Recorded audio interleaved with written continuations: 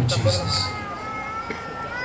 सारी इज्जत, सारी ताज़ीम, सारी बुजुर्गी, सारा जलाल, सारी हशमत सिर्फ खुदावंद यीशु की है। और हम जितने उसके गवाह हैं, उसकी खिदमत करते हैं, जब हमें उसके नाम के सबब से किसी जगह से इज्जत रिस्पेक्ट मिलती है तो हम उसे लाकर अपने खुदावंद के ही कदमों पर रखते हैं, क्योंकि ये उसी की वजह और उसी के सबब से है। आप सबको मेरी तरफ से सलाम। मैं बुजुर्ग जुवेद रहमत की फैमिली और उनके तमाम अहलो अयाल के लिए खुदावंद का शुक्रिया अदा करता हूँ। अपने भाई के लिए, खुदा के खादिम के लिए, भाई सैमुअल के लिए, पास्टर प्रवेश साहब के लिए और जितने दीगर खुदाम यहाँ पर हैं, जिनकी मोहब्बत से, जिनके ताउन से, जिनकी मर्जी और दावत से मैं आपके दरमियान हूँ, इन सबों के लिए खुदावंद की शुक्रगुजारी हो। तमाम प्रस्तुत करने वालों के लिए, एल्डर साहब के लिए और भाई शौकत के लिए, सब के लिए खुदावंद की शुक्रगुजारी हो। इस इबादत का जो उन्वान है और जो सनदी आयत है वो आप सबको यकीनन याद होगी।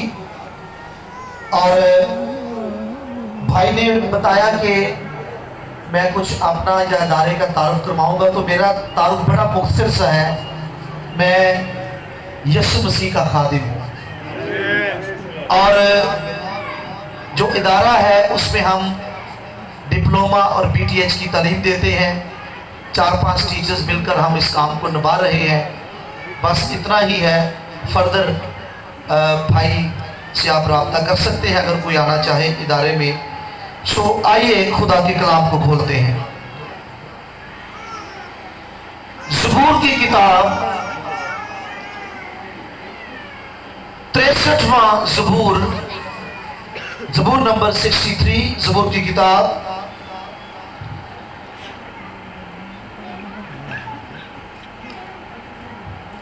तीसरी आयत को हम पढ़ेंगे।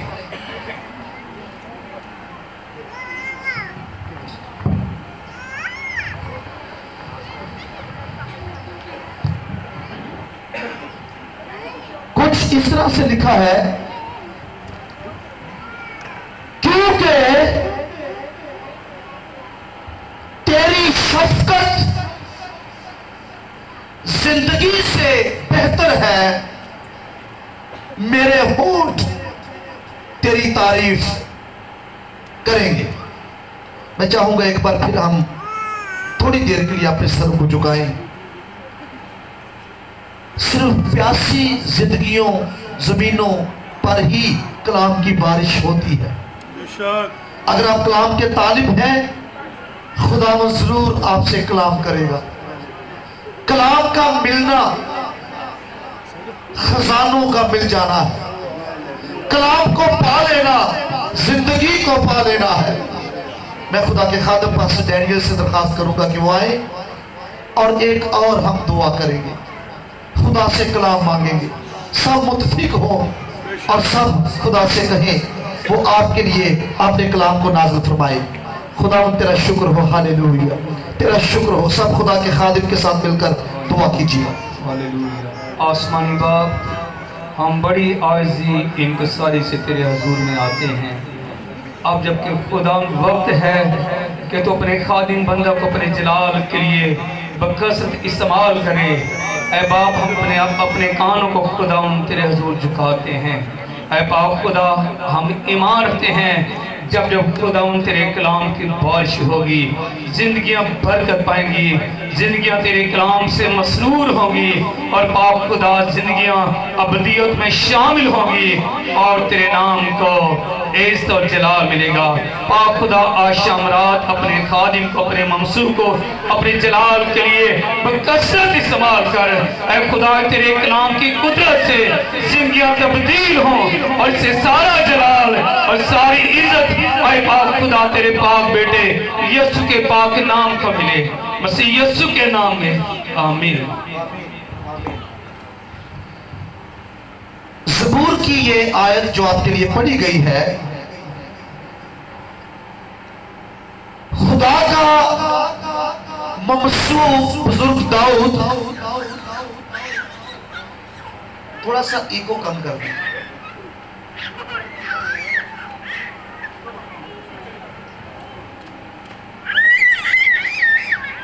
किसी चीज को,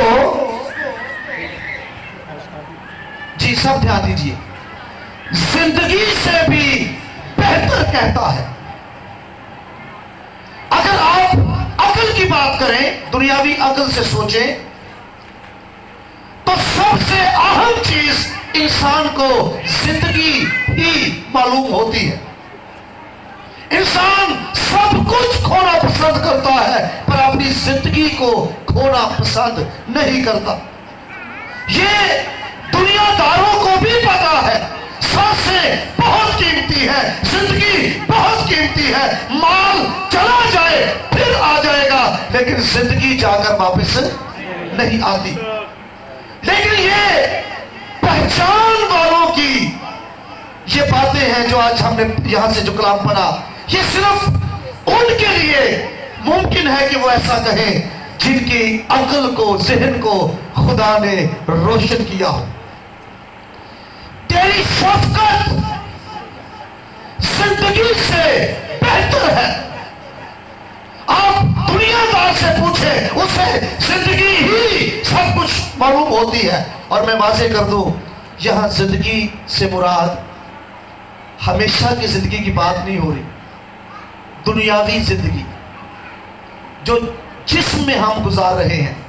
सो खुदा का बंदा बुजुर्ग दाऊद कहता है, कुछ ऐसा है जो इस जिंदगी से भी बढ़कर है और बेहतर है, और उसका नाम क्या है जी?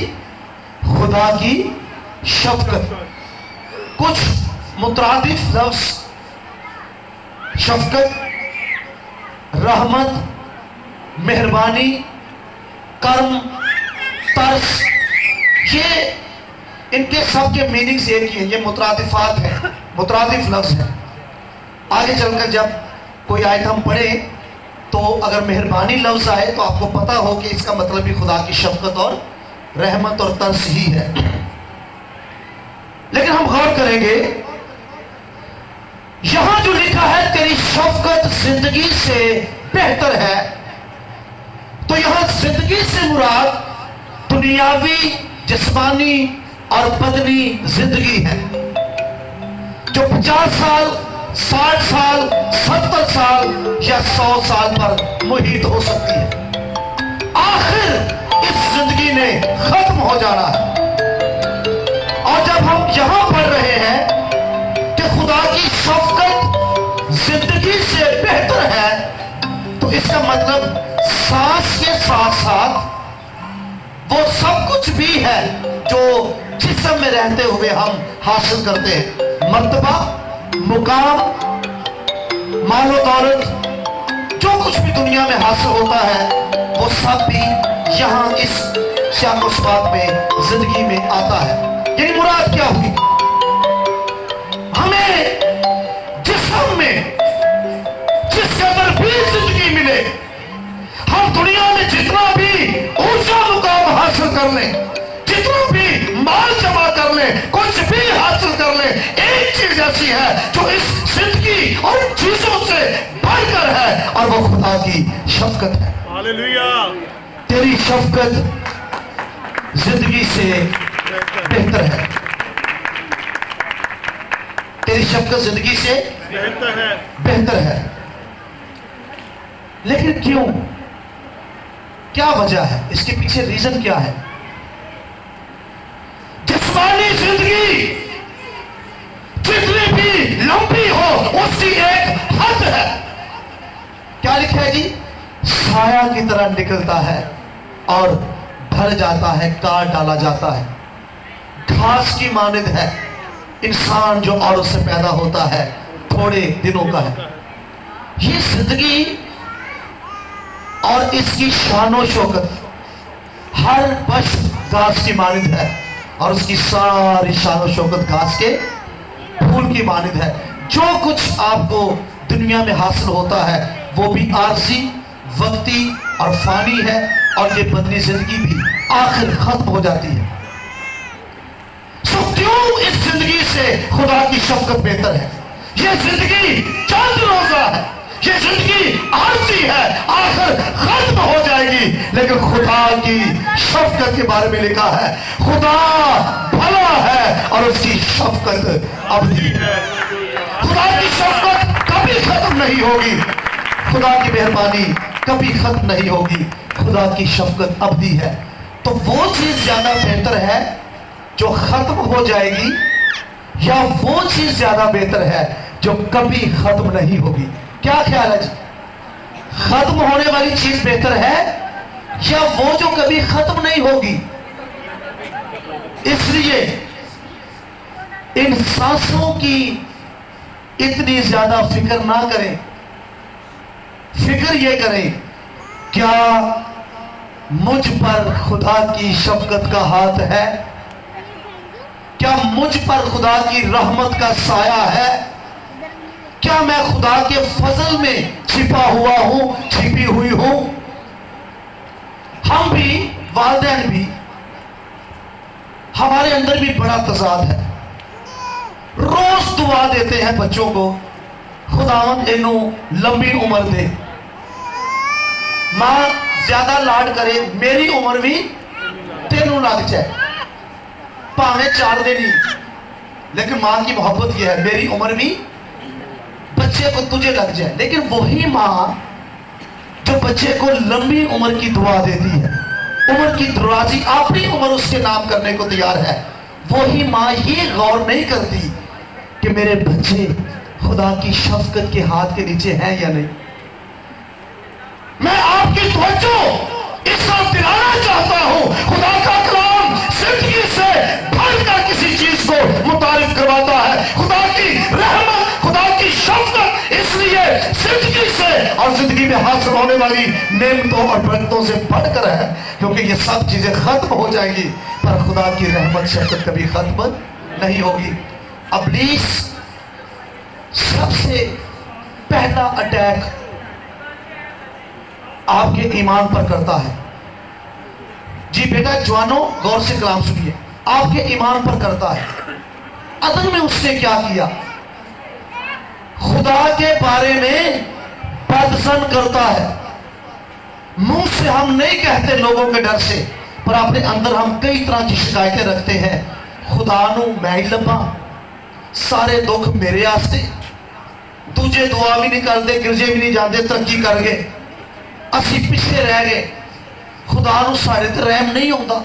इब्लीस आपके जहन को मनफी बातों से भरता और खुदा के बारे में बदजन करता है। तुम नहीं मरोगे, खुदा ने ऐसे तुम्हें फल खाने से रोका, क्योंकि खुदा नहीं चाहता कि तुम्हारी आंखें खोले, खाओ कुछ नहीं होगा। खुदा के बारे में नेगेटिव और मनफी बातें आपके अंदर डालता है। यही इब्लीस आपको गुमराह करके सिखाता है, कहता है तेरे गुनाह बहुत ज्यादा है, तूने कई बार तौबा की, कई बार गिरा, कई बार नाफरमान हुआ, अब खुदा तुझे माफ नहीं करेगा। कई लोगों ने मुझसे खुद इस तरह की बातें की, नहीं भाई जी मेरी प्राइवेट लाइफ बड़ी खराब है, तो आप नहीं जानते मैं बहुत गुनाहगार हूं, खुदा मुझे सबको माफ कर सकता है। क्या हम ये कहना चाहते हैं कि खुदा सिर्फ उनको, या मसीह का खून सिर्फ उनके लिए है जिनके गुनाह थोड़े हैं, उनके लिए नहीं है जिनके गुनाह बहुत ज्यादा है? कलाम में लिखा है तुम्हारे गुनाह चाहे अर्गवानी हो, तिरमिजी हो, थोड़े हो, ज्यादा हो, आपके लिए यीशु का खून आपके गुनाहों को धोने के लिए काफी है। तो मैं बता रहा हूं, इब्लीस गुमराह करता, जहन को खराब करता, तुम नहीं बदल सकते, तुम्हें माफ नहीं किया जाएगा, अब खुदा तुमसे प्यार नहीं करता, अब खुदा तुम पर रहम नहीं करेगा।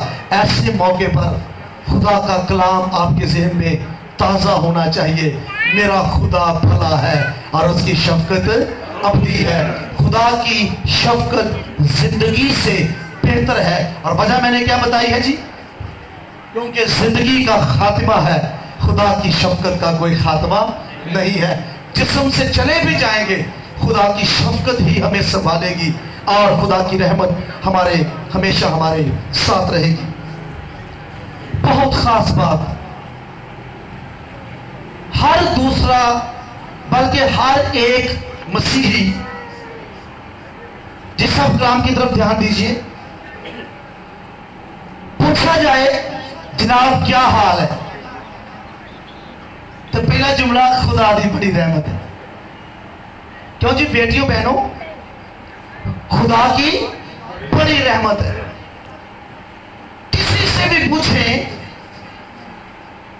खुदा की रहमत का इकरार अच्छी बात है, लेकिन पीछे जो अंडरस्टैंडिंग है वो बड़ी वीक है। हाजी खुदा दी बड़ी शफकत, खुदा दी बड़ी रहमत ते की होया, खुदा ने गड्डी भी दे दी है।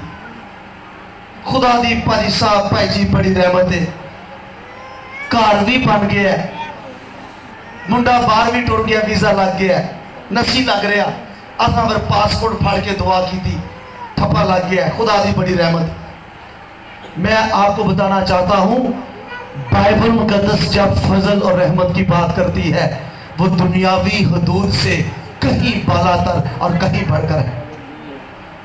मैं इल्म इलाही की बातों की तरफ नहीं जाना चाहता, लेकिन थोड़ा सा मुख्तसर जिक्र करूंगा।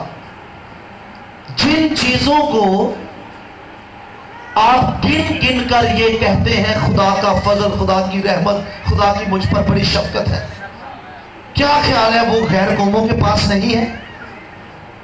बल्कि ज्यादा है। बल्कि गौर से सुनिएगा, कलाम के खास हिस्से की तरफ हम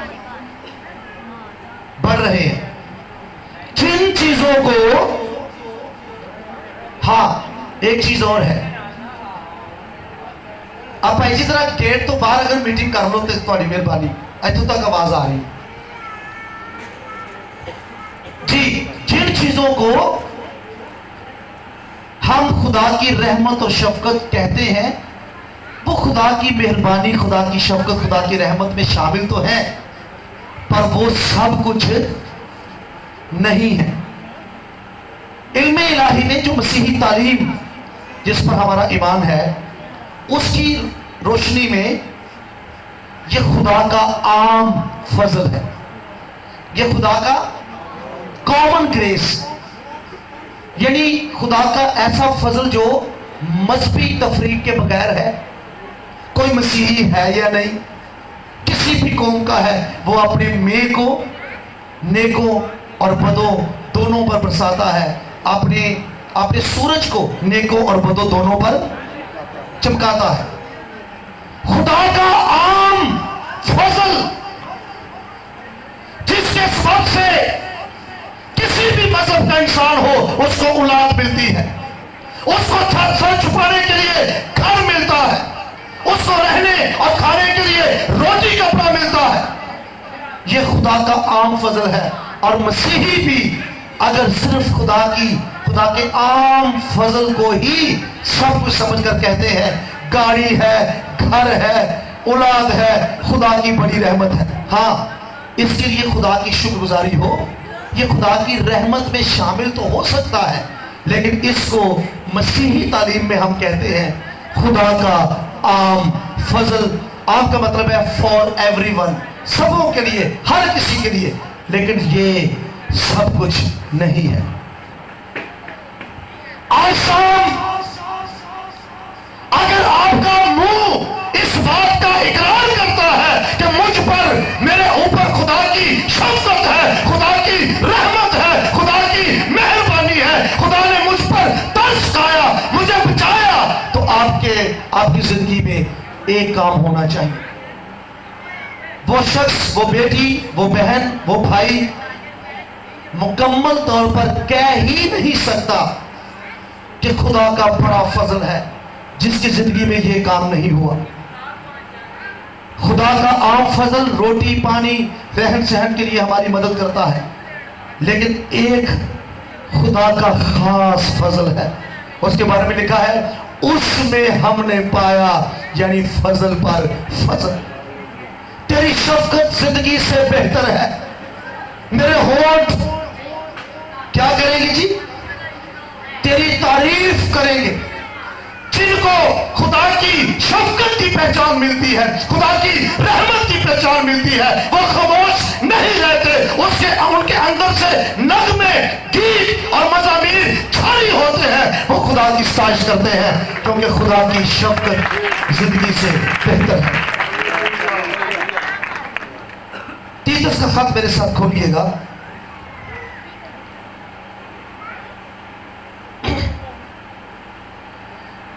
तीतस का खत 3 बाब। ऐसे होन पढ़ लगे हैं जदों कहो ना खुदा दी बड़ी रहमत, खुदा दी बड़ी शफकत, एक दफा सोच लिया जे ऐ काम जिंदगी च होया है, अदरवाइज आप खुद को धोखा दे रहे हैं। खुदा के आम फजल को जो मसीह पर ईमान लाए बगैर भी सब कौमों उम्मतों को हासिल है। आम फजल से मुराद क्या है जी? सांस, रोटी, कपड़ा, मकान, गाड़ी, पैसा, दुनियावी नेमतें, ये खुदा मजहबी तफरीक के बगैर अपनी सब मखलूक को देता है। वो नेक और बदों पर अपने सूरज को चमकाता है। लेकिन खुदा की असल रहमत, खास फजल सिर्फ उनके लिए है जो उसके बेटे यीशु मसीह पर ईमान लाते हैं। हालेलुया। भाई खास कुर्बानी तो उसका नतीजा भी तो खास ही होगा ना। तो मैं आपके लिए पढ़ने लगा हूं, फिर आप कहिएगा, बताइएगा, अपने आप से पूछिएगा कि क्या वाकई आप पर खुदा की रहमत है जी। 3 बाब 4 आयत। मगर जब हमारे मुनज्जी खुदा की मेहरबानी, मैंने बताया था आपको, तरस, मेहरबानी, कर्म, शफकत, रहमत, ये मुतरादिफ लफ्ज है। और यहां पर आपने क्या पढ़ा है जी? मेहरबानी। मगर जब हमारे मुनज्जी खुदा की मेहरबानी और इंसान के साथ उसकी उल्फत जाहिर हुई तो उसने हमको गाड़ी दी। जब हमारे मुनज्जी खुदा की मेहरबानी और इंसान के साथ उसकी उल्फत जाहिर हुई तो उसने हमको कोठी बंगला दिया। जब हमारे मुनज्जी खुदा की मेहरबानी और इंसान के साथ उसकी उल्फत जाहिर हुई तो उसने हमें दूसरों से ज्यादा बच्चे दिए, बच्चों को कामयाब किया। क्या ये लिखा है यहां? हम इन्हीं चीजों को खुदा की रहमत और खुदा की शफकत, महज इन्हीं चीजों को समझते हैं। और मैंने आपको बताया है जिन चीजों के लिए हम खुदा की शुक्रगुजारी करते हैं, खुदा की रहमत और शफकत समझते हैं, वो खुदा की रहमत और शफकत में शामिल तो है, पर वो असल रहमत और शफकत नहीं है। तो हम पढ़ रहे हैं, जब हमारे मुनज्जी खुदा की मेहरबानी और इंसान के साथ उसकी उल्फत जाहिर हुई तो उसने हमको निजात दी। हालेलुया। तेरी शफकत जिंदगी से बेहतर है। खुदा की शफकत का असल इकरार वही करेगा जिसको खुदा की निजात नजर आती है, जिसने निजात हासिल की है। अगर आप निजात याफ्ता मसीही नहीं है, सिर्फ शिनाख्ती कार्ड वाले मसीही, अंदर नवा इंसान पैदा ही नहीं होया, सिर्फ जिस्मानी पैदाइश रखने वाले मसीही, सिर्फ मसीही घर में पैदा होने की वजह से मसीही, तो फिर समझ जाओ आप खुदा की शफकत से महरूम है। एक और बात करना चाहूंगा, फिर हम वापस यहां पर आएंगे। अक्सर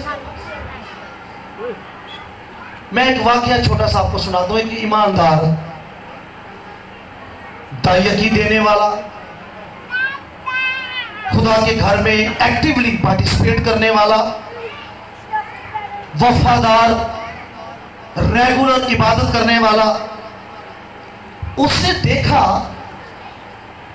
कि फलां इन चीजों में से कुछ भी नहीं करता, ना इबादत करता है, ना हदिये नजराने से खुदा की ताज़ीम करता है, ना वो खुदा के कलाम का पैरोकार है, वो मुझसे ज्यादा तरक्की कर गया है। वो रश्क करने लगा। क्या करने लगा जी? रश्क। रश्क किसे कहते हैं? जिसमें हसद और चाहत दोनों चीजों की मिलावट हो, यानी थोड़ी सी जेलसी का पहलू और वो सब कुछ हासिल करने की आरज़ू, ये मिलकर जो सिचुएशन बनती है उसको कहते हैं रश्क। रश्क करने लगा। मैं पीछे रह गया, फुला इबादत भी नहीं करता, वो आगे निकल गया। और एक बंदे ने यहां तक कहा, असी बस हालेलुया हालेलुया करते रह गए, दुनिया पता नहीं किथे किथे पहुंच गई। ये सारी बातें किन के मुंह से निकलती हैं? जिनको खुदा की शफकत की पहचान नहीं है। बाइबल क्या बताती है? जब तू शरीर को तरक्की करते देखे, जब तू शरीर को बढ़ते हुए देखे, शरीर पर रश्क मत करना। इसलिए लिखा है, क्योंकि लिखा है शरीर खुदा की शफकत से महरूम है। शरीर खुदा की शफकत से महरूम है। और हमारे पास क्या पहचान है? छोटी छोटी चीजों के सबब से रश्क करने लगते हैं, अपने आप को नापने तोड़ने लगते हैं। मैं आपको यकीन दिलाना चाहता हूं, जो आपके पास है वो किसी और के पास नहीं है। माता अपने मुंह से कहे,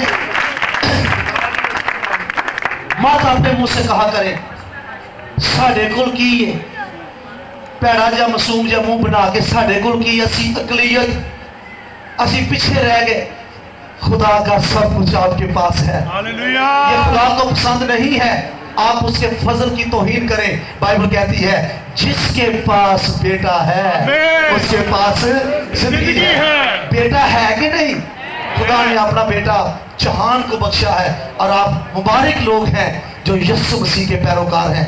कभी ये अच्छा बुरा वक्त आता है, लेकिन मैं आपको ये बताना चाहता हूं, असल दौलत मसीहियों खुदा के लोगों कलीसिया आपके पास, दुनिया के पास मिटने वाली दौलत है, खत्म होने वाली दौलत है, बर्बाद होने वाली दौलत है, जिसे सब खराब करता और कीड़ा खाता है। आपके पास वो दौलत है जो दायमी है, कभी खत्म नहीं होगी। बाइबल कहती है इस जहान के गरीबों को खुदा ने ईमान में दौलतमंद किया है। बाइबल सब्र को दौलत कहती है, बाइबल मोहब्बत को दौलत कहती है, बाइबल कलाम को खजाना कहती है। आपके पास वो है जिसे ना कीड़ा खराब करेगा, ना जंग लगेगा। आपके ऊपर खुदा की खास रहमत, खास शफकत है। तो जब आप ये इकरार करें और किसी से कहें खुदा दी बड़ी रहमत, खुदा दी बड़ी शफकत, खुदा दा बड़ा फजल, तो फिर ये देख लेना, जब हमारे मुनज्जी खुदा की मेहरबानी और इंसान के साथ उसकी उल्फत जाहिर हुई, तो उसने हमको निजात दी, मगर रास्तबाजी के कामों के सबब से नहीं जो हमने खुद किए, बल्कि अपनी रहमत के मुताबिक। किसके मुताबिक जी? नई पैदाइश के गुस्ल और रूह कुछ के हमें नया बनाने के वसीले से। अच्छा इकरार उसका है, दुरुस्त इकरार उसका है, जब वो कहे कि मुझ पर, मेरे ऊपर खुदा की रहमत है, खुदा की शफकत है, तो उसके अंदर निजात की शादबानी हो, उसके अंदर छुड़ाए जाने की खुशी हो, उसको पता हो मैं दुनिया का नहीं हूं, मैं अलहदा किया गया हूं, मैं बुलाया गया हूं, चुना गया हूं, बदला गया हूं। असल शफकत आपको निजात तक पहुंचाती है।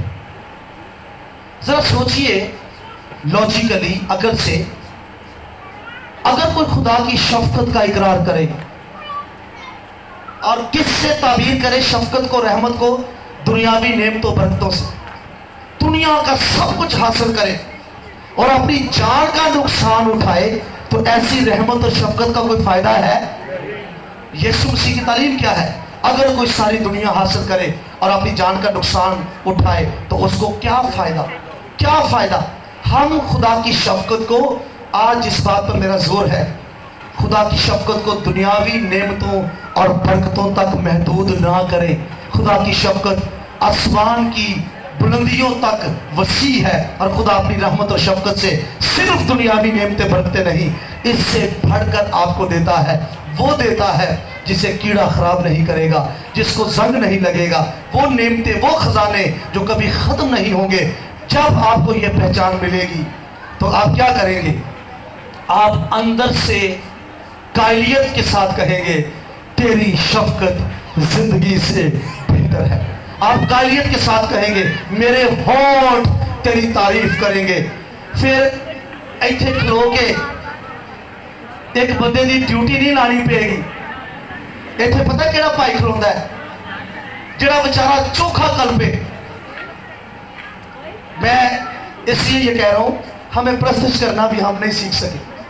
लभ्या जाता यार है बंदा ना बहुत अच्छा बोलता है, चंगा उबालता है, इनू मीटिंग दियो। ਉਹਦਾ काम की है, ओ गाओ गाओ गाओ, बजाओ बजाओ। अं ये भी नहीं समझ सके कि भाई दुआ च अखा बंद करी दी, कहना पैंदा ना 4 दफा, अखा बंद करो दुआ हो रही है, इन्हें भी नहीं पता चलिया। प्रस्तुत ताली बजानी, ये भी नहीं पता चलिया। लेकिन जब आप खुदा की रहमत का मुकाशफा बोल गए, खुदा की रहमत जिंदगी से बेहतर है, बढ़कर है, आपके अंदर से साइज के नगमे निकलेंगे और आप कहेंगे, मेरे होंठ तेरी तारीफ करेंगे। खुदा के लोगों, खुदा ने हमें मिटने वाली चीजों के लिए नहीं बुलाया, खुदा ने हमें कायम रहने वाली चीजों का वारिस होने के लिए बुलाया है। आप जरा गौर तो करके देखें, बाइबल मुकद्दस कहती है, एक असिया साडे कोल की है, हर दूजा मसीही यह जुमला बोलता है। अच्छा, बाकी शायद उन्होंने कोल नहीं होता। पुराने नामी मसीही, पुराने शनाख्ती कार्ड वाले, एक है मसीही कौमी एतबार से, वो भी मसीही है, इसमें कोई शक नहीं है। लेकिन एक है न्यू बॉर्न, नई पैदाइश हासिल किया हुआ। खैर, बाइबल कहती है अगर फर्जंद है तो वारिस भी है। फर्जंद है, जरा अगला लफ्ज गौर करो कि यानी खुदा के वारिस, यानी असी आने खुदा तहां की करना है, ਉਹਦੇ ਹੱਥ ਜਿਹੜੀਆਂ नेमतां बरकतां ने वो इधर करे, असी की खुदा का करना है। खुदा के वारिस, खुदा हमारा, खुदा से खास ताल्लुक। एक मसीही सिर्फ खुदा के बारे में बातें नहीं करता, वो खुदा से बातें करता है। दूसरे मसाहिब सिर्फ खुदा के बारे में बातें करते हैं, खुदा ऐसा, खुदा वैसा, खुदा की क्वालिटीज, एट्रीब्यूट्स, उसकी सिफात के बारे में बातचीत करते हैं। लेकिन एक सच्चा मसीही खुदा को बाप कहकर पुकारता है। हम खुदा के वारिस हैं, आपके पास वो है जो दुनिया में किसी के पास नहीं है। कभी ये मत कहो हमारे पास क्या है, सब कुछ आप ही के पास है। सब कुछ कलीसिया के पास, खुदा के लोगों के पास है, सब कुछ कलीसिया को दिया गया है। तो खुदा की रहमत आपको निजात तक लाती है, खुदा का फजल आपको निजात तक लाता है। खुदा की असल रहमत इसलिए कहा गया खुदा की शफकत जिंदगी से बेहतर है, क्योंकि अगर कोई 100 साल जिंदगी भी गुजारे और आखिर को आग में जाए, उस दुनियावी जिंदगी से उसको कुछ हासिल नहीं हुआ। कोई जल्दी भी चला जाए मसीह की खातर या किसी भी वजह से, लेकिन वो जिंदगी पा गया है तो उसके पास वो खुदा की शफकत के नीचे है। तो मैं आपको ये बता रहा हूं, खुदा की शफकत इंसान को निजात तक पहुंचाती है। हालेलुया। और फिर लिखा है नई पैदाइश का गुस्ल। आखिरी चंद मिनट, मुझे वक्त का एहसास है। नॉर्मली मैं 1 घंटा अंदर से कुछ सुई ऐसी फिट है 1 घंटे तक। लेकिन आज मैं थोड़ा सा मुख्तसर करूंगा, इबादत थोड़ी सी लेट हुई लाइट वगैरह की वजह से। तो बहरहाल, मगर जब हमारे मुनज्जी खुदा की मेहरबानी और इंसान के साथ उसकी उल्फत जाहिर हुई तो उसने हमको निजात दी, मगर रास्तबाजी के कामों के सबब से नहीं जो हमने खुद किए, बल्कि अपनी रहमत के मुताबिक नई पैदाइश के हुस्न। ये नई पैदाइश क्या है? खुदा की शफकत रहमत आपको नई पैदाइश का तजुर्बा देती है। बहनों भाइयों, रब दा वास्ता जे, जिन्हों मानते हो दा वास्ता जे, ए थोड़ा जा गौर करो, असी नई पैदाइश वाले मसीही हाँ या वही पुरानी पैदाइश वाले? बड़ा मासूम बन के पढ़ने आ, इंसान जो औरत से पैदा होता है थोड़े दिनों का है और दुख से। ते जेड़ी बाइबल कह रही ना जो औरत से पैदा होता है, वही बाइबल खुदा से पैदा होने वाले का भी जिक्र करती है। जो औरत से पैदा होता है थोड़े दिनों का है, लेकिन जो खुदा से पैदा होता है वो कभी मौत को नहीं देखेगा। क्यों? इसलिए तुम फानी तुखम से नहीं, पुरानी पैदाइश का तुखम फानी है। जितनी चाहे अपने अब्बा जी की तारीफ करो। मेरे अब्बा जी नामवर थे, ताल्लुकात वाले थे, पैसे वाले थे, मैं बड़े ऊंचे खानदान का हूं, लेकिन तुखम तो फानी ही है। लेकिन बाइबल आपसे कहती है जिन पर खुदा का खास फजल है, तुम फानी तुखम से नहीं, फिर बल्कि गैर फानी तुखम से। हमने यहां पढ़ा है कि खुदा की रहमत हमें नई पैदाइश का तजुर्बा देती है। मैं इस बात को बयान कर रहा हूं, फानी तुखम से नहीं बल्कि गैर फानी तुखम से, खुदा के कलाम के वसीले से नए सिरे से पैदा हुए। खुदा का आम फजल, जिस्मानी पैदाइश, हर एक गैर कौम के घर भी बच्चे पैदा होते हैं, पर खुदा की खास रहमत आपको नई पैदाइश का तजुर्बा देती है। और यह खुदा की असल रहमत और खुदा का असल फजल है।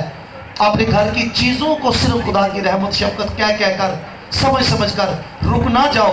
खुदा की रहमत जमीन की हदूद से बाहर बालातर आसमानी चीजों को आपकी मलकियत ठहराती है। मैं एक हवाला पढ़ना चाहूंगा, यूहन्ना रसूल की इंजील, आखिरी रेफरेंस, बड़ा काबिले गौर है जी। और आज के दौर च सारा रौला ही इस गल का जी।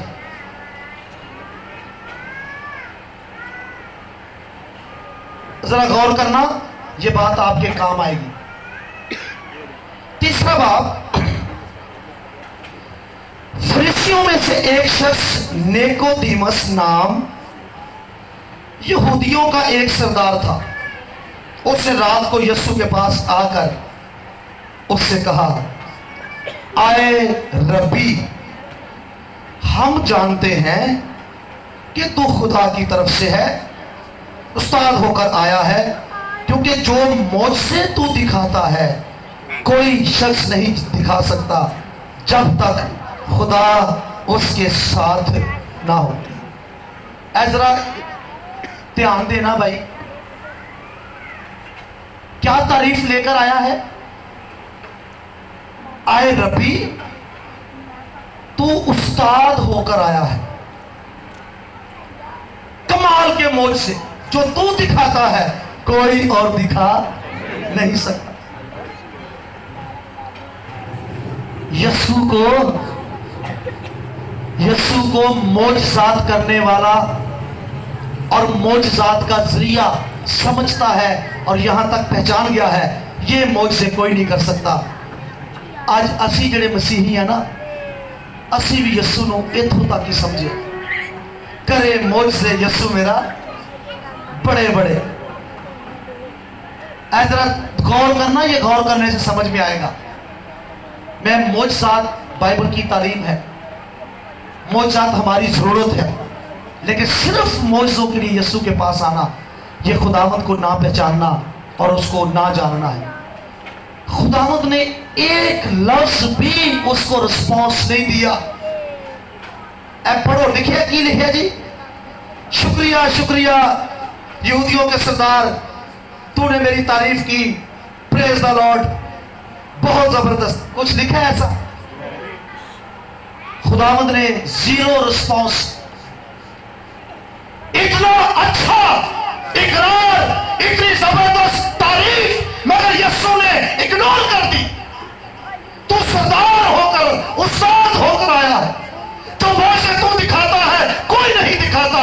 आज वो खादिम रातों रात जाने जाते हैं, निशानी ही हों अच्छे खादम दिए रह गए जी।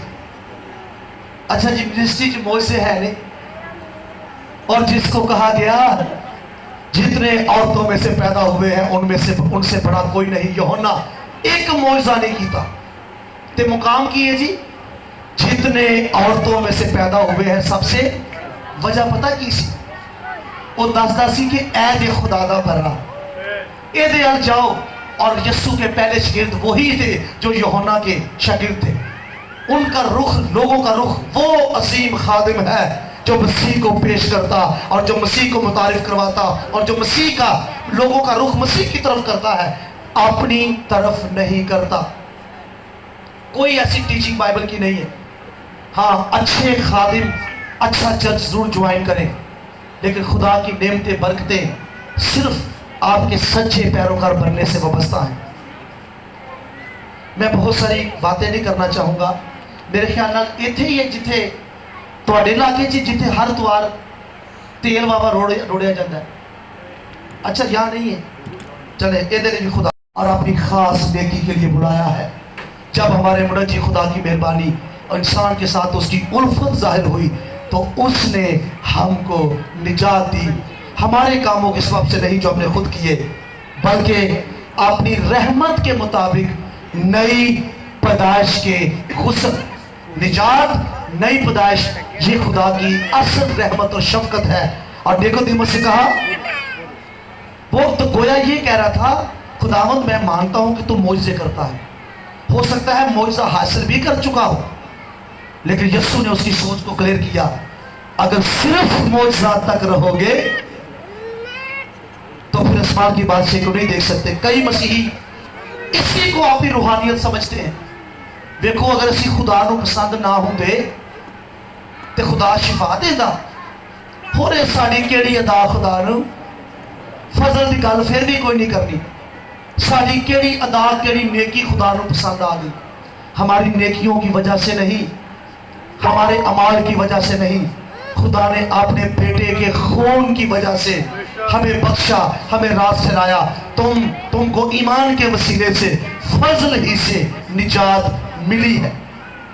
ये निजात जो आपको हासिल हुई है, ये फजल शफकत जो अबदी है, ये आपको निजात तक पहुंचाता है और आपको नई पैदाइश का हुस्न हासिल होता है। यीशु ने जवाब में उससे कहा, मैं तुझसे सच कहता हूं, जब तक कोई नए सिरे से पैदा ना हो आसमान की बादशाही को देख नहीं सकता। निकोदेमुस ने उससे कहा, सिर्फ ये पढ़कर मैं क्लोज कर रहा हूं, जब आदमी बूढ़ा हो गया तो क्यों कर पैदा हो सकता है? क्या दोबारा अपनी मां के पेट में दाखिल होकर पैदा हो सकता है? ऐ देखो, मौजज़ात से वाकिफ है, मौजज़ात पा भी चुका होगा, लेकिन नई पैदाइश से वाकिफ नहीं है। क्या हम ऐसे ही मसीही हैं, सिर्फ यीशु की मौजज़ाना कुदरत से वाकिफ?